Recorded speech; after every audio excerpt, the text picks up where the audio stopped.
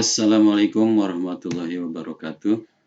Selamat bertemu lagi dengan Pak Tarunan dalam pembelajaran matematika minat untuk kelas 3.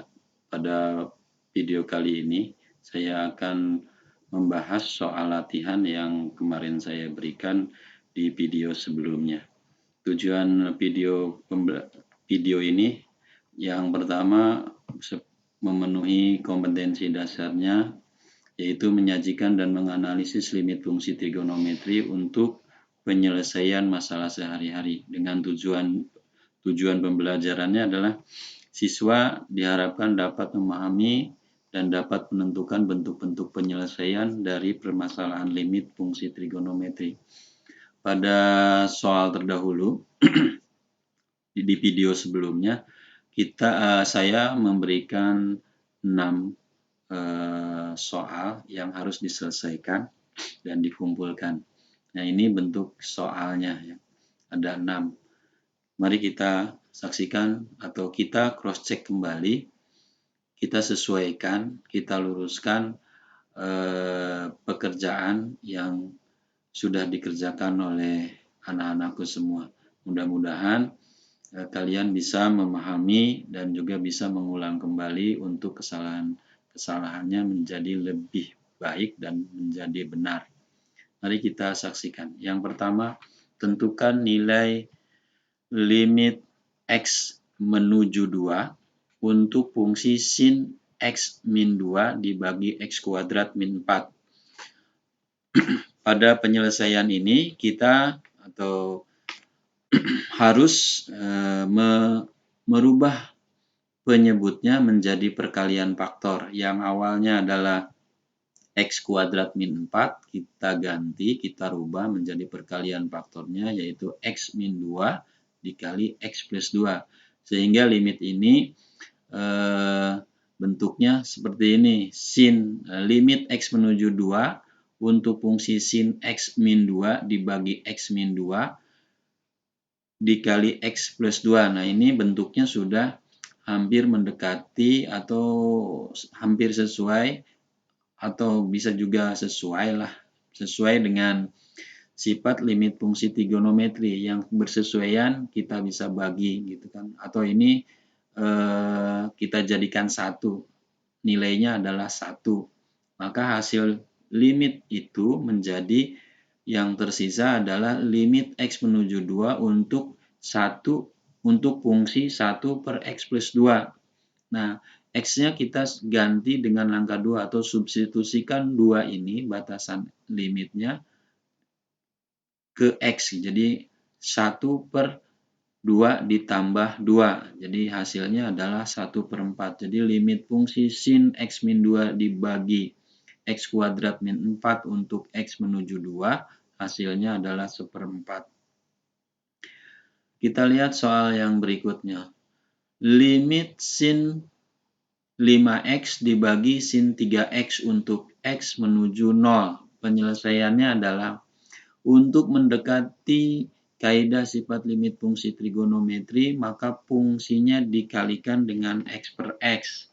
Kita lihat awalnya adalah sin 5X per sin 3X dikalikan dengan X per X yang bertanda merah. Tujuannya adalah untuk mengingatkan kita kepada sifat limit fungsi trigonometri untuk limit X menuju 0. Jadi sin 5X per X dikali X per sin 3X.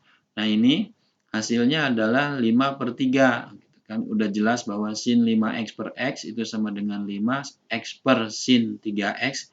Menurut sifat limit fungsi ini adalah 1/3 dikalikan, hasilnya adalah 5/3. Kita lanjut soal berikutnya. Tentukan limit X menuju 0 untuk fungsi sin 3X dibagi 2X. Penyelesaiannya sama. Untuk memahami aturan sifat limit fungsi trigonometri, maka fungsinya dikalikan dengan X per X. Bentuknya seperti ini. Kita kalikan dengan X per X, maka ada perubahan susunan limit fungsinya. Yang tadinya sin 3X per 2X menjadi limit X menuju 0 untuk X per 2X dikali sin 3X per X. limit X per 2X itu hasilnya adalah 1/2. Kemudian limit sin 3X per X hasilnya adalah 3. Maka dikalikan 1/2 kali 3 adalah 3/2. Kita lanjut soal yang berikutnya.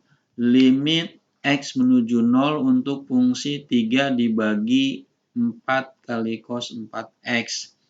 Penyelesaiannya ingat, cos 0 itu sama dengan 1, maka lakukan substitusi langsung.